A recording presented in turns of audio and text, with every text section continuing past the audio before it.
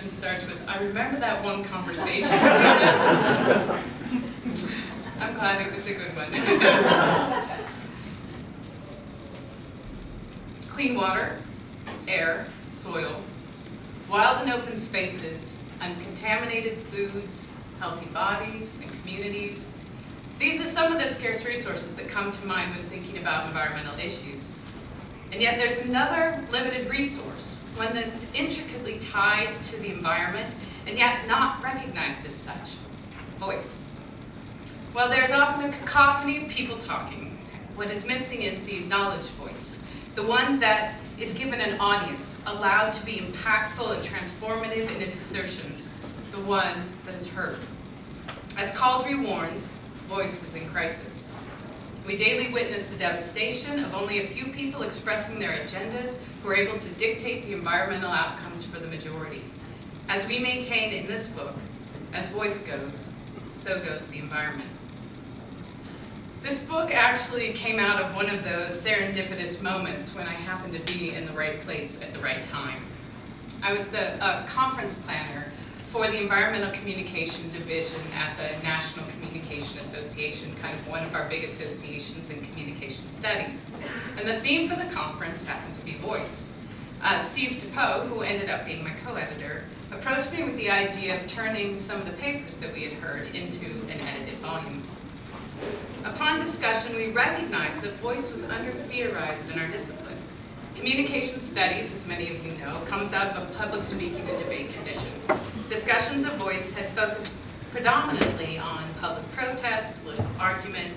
Many other disciplines have studied the concept of voice, and we wanted to expand our disciplinary knowledge.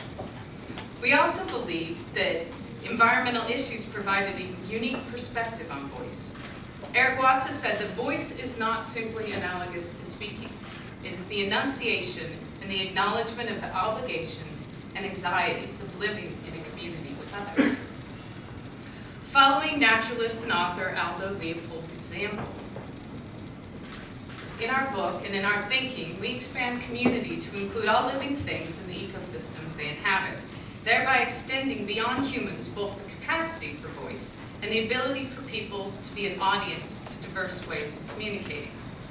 This extension of voice is crucial to understanding environmental issues, as many of the entities at the center of conflicts do not speak, or at least using the system of symbols that humans recognize as language. The land, the air, the water, the mountains, the plains, the glaciers, the plants, the non-human animals all have a stake in environmental outcomes, but lack traditional voices to express their interests. It then falls on humans to speak for nature, for a healthy environment, for a sustainable planet. As I wrote the introduction to this book, I found myself coming back to two quotes. The first one is from John Muir, and he says, "Societies speak and all men listen. Mountains speak and wise men listen." And the second quote comes from that very important environmentalist, Dolorax, who simply says, "I speak for the trees." They ask the questions, how do we listen to and how do we speak for the environment? In the short time that I have, I will establish first the importance of voice as we came to understand it in the introduction to this edited book, and then introduce the environmental questions our authors brought to this project. First, we understand voice as a means of becoming or existing. It has the capacity to create presence. From a baby's first vocal declaration of existence, to people publicly renaming their identity. For example, being victims of environmental racism or defenders of nature, voice is the sound of becoming. Multiple voices may be present or at work within a single text or discourse, and multiple, even conflicted meanings may be discerned based on attention paid to voice or voices inhering within or among texts. For example, as I speak as a ridiculously overeducated white woman, middle class. I speak as an American, a liberal, a daughter, a mother. I speak as a member of Generation X, a transplant to Utah, an environmentalist. I am forever and always voicing my culture, my politics, my social status, and my history. As I articulate my environmental concern as a mother, and a professor, and a Newton, and so on, I have the potential to voice a new subject position to approach environmental issues, but also to understandably create incongruity and conflict. But even with the possibility of contradiction, it's important that the stories are told. Nick Couldry explains that voice is the process of giving an account of one's life and its conditions, a chance to speak on one's own behalf. Institutions discount and undermine the process of giving voice by excluding alternative viewpoints. This takes place when institutions fail to register individual experience, ignore collective views, and when societies are encouraged to believe that voice need not be taken into account because a higher value or rationality trumps them. These values may be for security, for profit, for the smooth running of an organization, or for progress. For a voice to be impactful, it must have an audience, it must have a hearing. Not just people listening, but ones that are capable of being impacted, capable of change. And not all voices are given with. Sue Seneca maintains that for voice to have an impact, 3 conditions must be present.